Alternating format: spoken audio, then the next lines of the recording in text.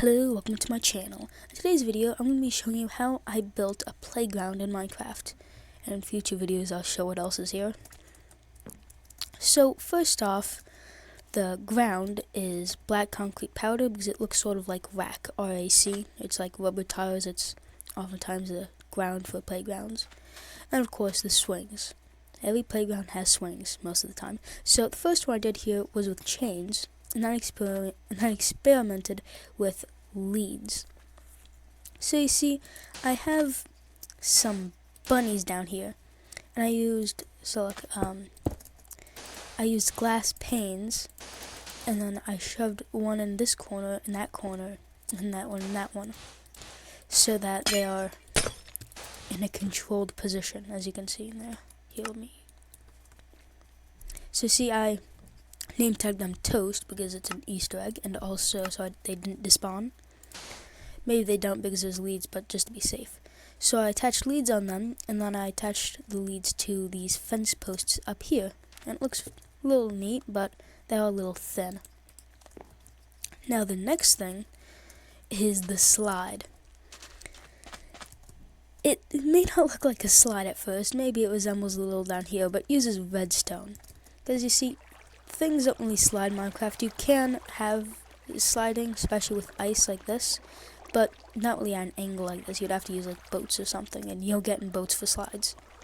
So I used water because you can easily move through it, even at an angle. And then I had this ice so you can move easily from this, a double piston extender. So what it is here, I'm going to show you why it's not just a single piston. So ignoring all of that, if it was a single piston here, then it could be I press the button, and then the piston extends and use the slime block, which is very pushy, to push me forward. But that won't work because now you can't climb up the ladder. I could put the ladder on the side, but that wouldn't look as nice. Not quite as nice, and it also would function kind of weirdly. Not really like a normal slide. So you have to have it like this so you can get up. But now instead of having to extend one block, it has to extend two. So it has to be two pistons. But a piston can't retract. If I get a redstone block here, a piston can't retract an extended piston. So see, if I get rid of this one, it won't bring this one back with it. So it has to be non-extended, like this. But when you do that, then it doesn't take the slime block with it. So then you have to have this one extend and get it. So you have to have this one extend, then this one. These were depth strider boots, so you can move the water easier, but it didn't quite work. And then you have to deactivate this one, and activate this one, put it back again. So it's this whole thing with timing, and it was a little tough to figure out, but I got it, and it looks like this. Press the button. So it looks like this. It's really neat because this one activates, then this one, and then the button turns off, so then this one deactivates, and then this one goes again to pull that piston back, and then this long one to have this one get the slime block back. So here's what it looks like. If I were to take a look at that from a different angle,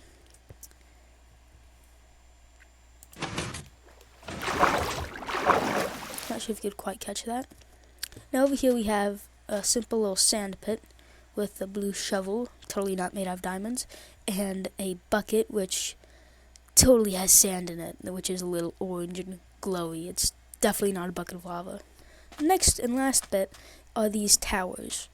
Some playgrounds have these, and the way I had these ladders placed here is trapdoors, so that because full blocks like this for the ladder, it would have the fence post connect, and that didn't look quite as nice. So just did it like this. You go up here and you have to go through this gate. A nice little roof. And over here, no railings, no safety precautions. If they fall, it's their fault. So here we have the monkey bars, and then on this side, a rock climbing wall.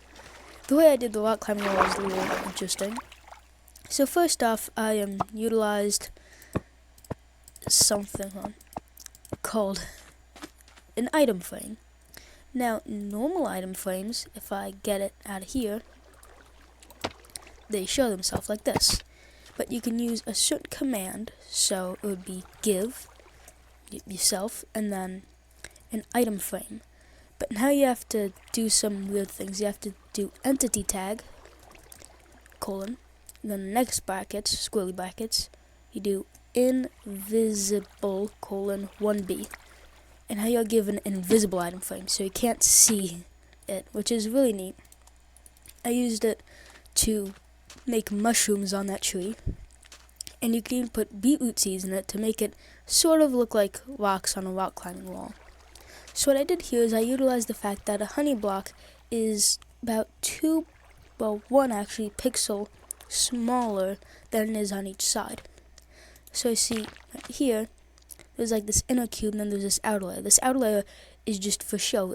Things can pass through it. You can even like shoot an ender pearl through it to teleport. And also water goes through that. So you can see if I'm going up to here, I'm slightly on the next block, which is this one. So for example, to show that, I can get out a bucket of lava. Oh. And then, oh, there goes the seed. I'm on fire! That was something you should cheer about.